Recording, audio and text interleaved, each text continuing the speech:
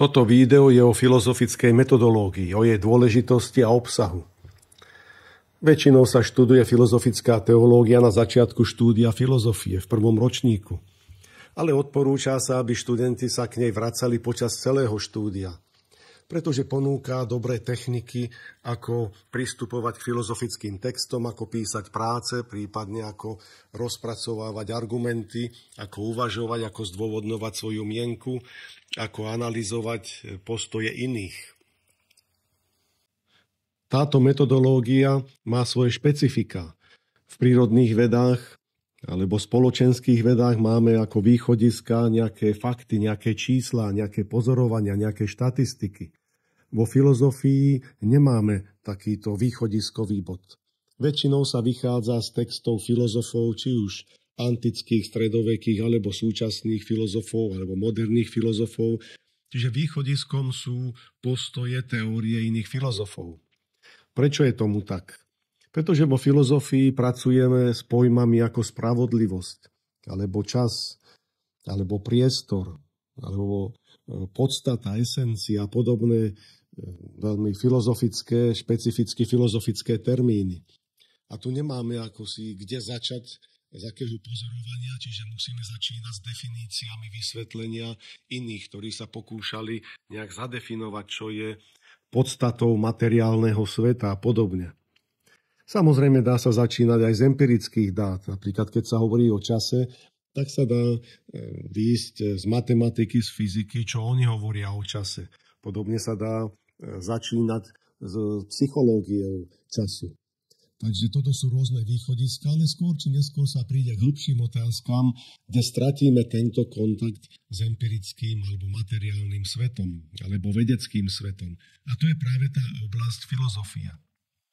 V bežnom živote to vidíme, keď diskutujú napríklad politici o rôznych postojoch, rôznych hodnotách, tak tam síce sa vyjadrujú k nejakým faktom, k tomu, čo kto urobil, alebo čo by sa malo urobiť. Čiže sú tam konkrétne body, záchytné body, ale tá rozdielnosť práve pochádza z toho pojmového aparátu, ktorý používajú, ktorý je rozdielný a hodnot, na ktorých stavajú. Čiže prvé princípy, z ktorých vychádzajú, sú odlišné a potom podľa toho to aplikujú na konkrétnu situáciu a my to vidíme, ako sa niekedy rozchádzajú. Cieľom filozofie je práve nájsť tie hĺbšie korene tých rozdielov a nájsť nejaké spoločné riešenie, ak preklenúť tie rozdiely, ak je to možné. Teda aspoň filozoficky vysvetliť, v čom spočívajú tieto rozdiely. Ako na to nám práve povie filozofická metodológia. Ona nám povie tú metodológiu, ktorú chceme aplikovať a teda ako to robí v takom v druhotnom slova zmysle. Nie priamo, ako sa to robí, teda logika a podobne, ale nám dá techniku, ako pristupovať k takémuto štúdiu. Metodológia je rozpracovaná v takých troch oblastiach. Na jednej strane, alebo prvým bodom je, ako čítať vo filozofii. To je asi základná vec, ktorej sa treba trénovať, cvičiť, pretože ten text je predo mnou. Nie je to čosi, čo počujem, čo niekto druhý hovorí a musím hneď zareagovať, ale ten text mám pred sebou, môžem si ho prečítať viackrát a zvážiť, či tomu rozumiem, čo ten autor hovorí a takto viesť akýsi vnútorný dialog s tým textom.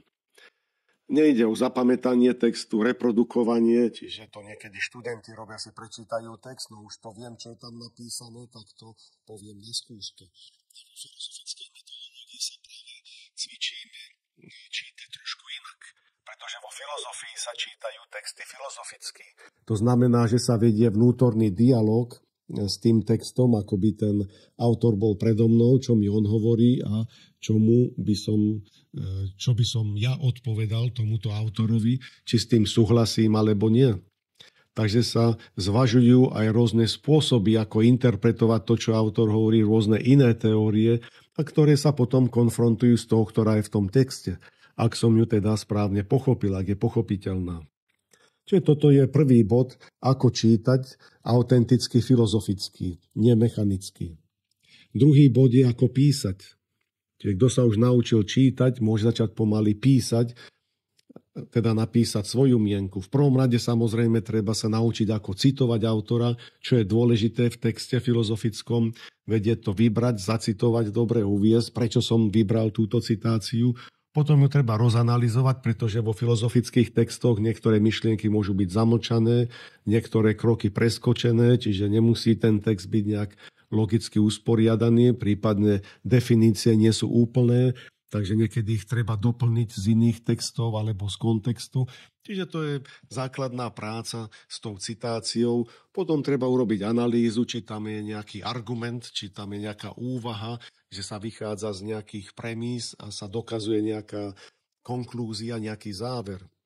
A potom sa hodnotí v komentári, teda v rámci tej písomnej práce, či s tým človek súhlasí alebo nie.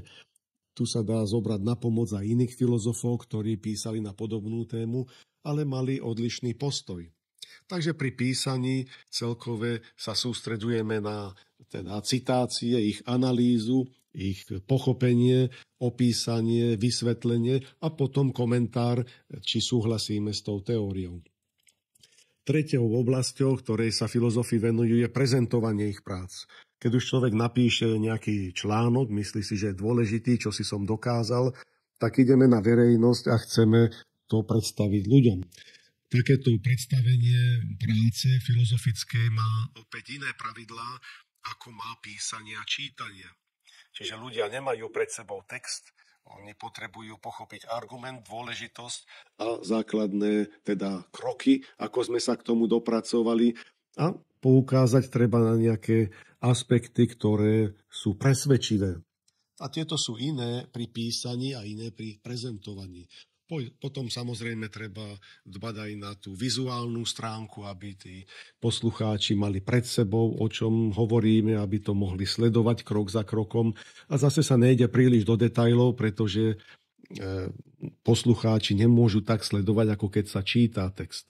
Čiže tieto tri oblasti si priblížime v rozličných videách, ktoré nasledujú, aby teda kto sa zaujíma o metodológiu, mohol prehlbiť tento spôsob vnímania sveta. Čiže nie je to len pre filozofov, ale pre aj bežných ľudí, keď vidia, že toho chaosu okolo nás je príliš veľa a treba to nejak triediť kriticky a vytvoriť si svoju vlastnú mienku, ktorá je rozumne zdôvodnená, aby som vedel, čo chcem povedať, aký je môj postoj a vedel ho rozumne zdôvodniť, ako sa tu patrí na inteligentného a rozumného človeka dnešných čias.